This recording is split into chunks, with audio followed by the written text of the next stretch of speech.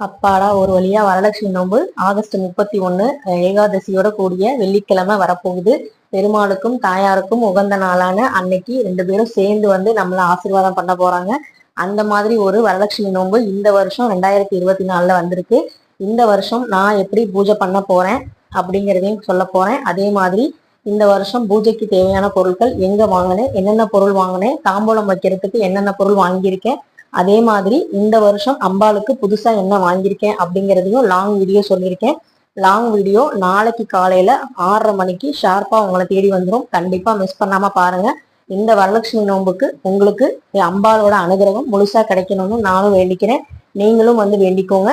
இந்த வரலட்சுமி நோன்பு பண்ண முடியாதவங்க கண்டிப்பா யாராவது பக்கத்துல செஞ்சா அவங்க வீட்டுல போய் கலந்துக்கோங்க. கண்டிப்பா அந்த புண்ணிய பலன் நம்மளை சேரும்.